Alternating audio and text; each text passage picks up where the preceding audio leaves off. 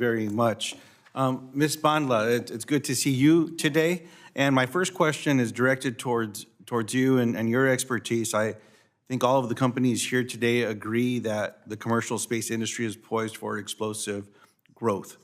That's clearly a consensus here in the United States Senate as well. But specifically at the spaceport in New Mexico. And so those of you looking to grow a little bit, come visit New Mexico. We have a space for you, so come on down. Now, the FAA's Office of Commercial Space Transportation has maintained an outstanding record of protecting public safety according to their statutory mandate.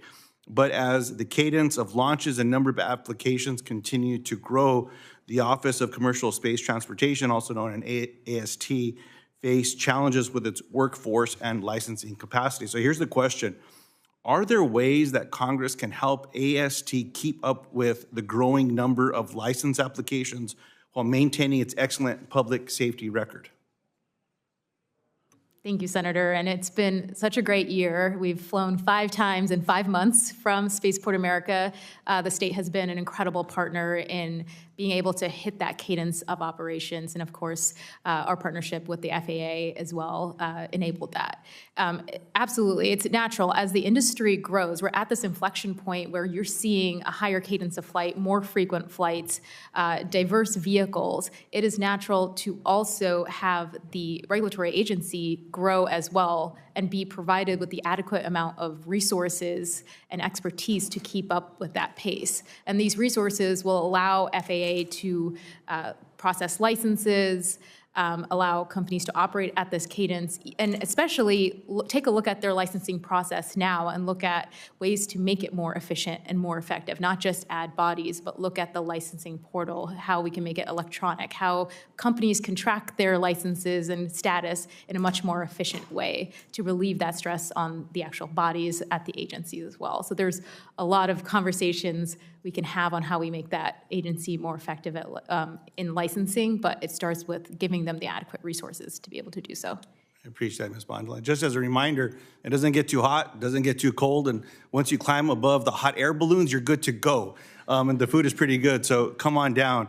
Now, Ms. Schwennewerk, the FAA has restricted or was restricted from enforcing regulations specific to safeguarding the well-being of paying and non-paying customers or occupants aboard commercial space launches and re-entries to allow emerging spaceflight companies to gather experience, data, statistics, and other information. Since this learning period began, emerging commercial spaceflights have proceeded at a cautious pace. Given that, as the commercial human spaceflight industry works up to full-scale regulation, how can Congress help the FAA and commercial spaceflight industry leaders begin to work together to compare their initial data and statistics, to share lessons learned, to outline a regulatory plan that addresses the safety of paying and not paying customers and other occupants aboard commercial spaceflight? Senator, thank you for the opportunity to comment on this. So I think first and foremost is that no people get to space without having the launch vehicle licensed. So I really want to reiterate the points that my colleagues have made today about the importance of making sure that the FAA's launch and reentry regulations that govern launch, whether it's a satellite for national security, civil, commercial space, or it's a human spaceflight participant, that launch licensing regime and reentry regime needs to be improved, and the resources that need to go into that for training, the implementation of better processes, all of that will benefit any activity that involves human spaceflight. So I think first and foremost, those improvements need to occur. The second is an aspect that is ongoing, and that's the engagement through the Space Advisory Rulemaking Committee, specifically on Part 460 right now, which addresses the regulations that are existing now, because despite a lot of thought to the contrary is true, which is there are regulations addressing both the crew, so the humans that are on board that are involved in flying or even off the ship that are flying the space vessel, as well as the spaceflight participants. So there are regulations, and those are part of discussion with industry through an FAA Advisory Rulemaking Committee today.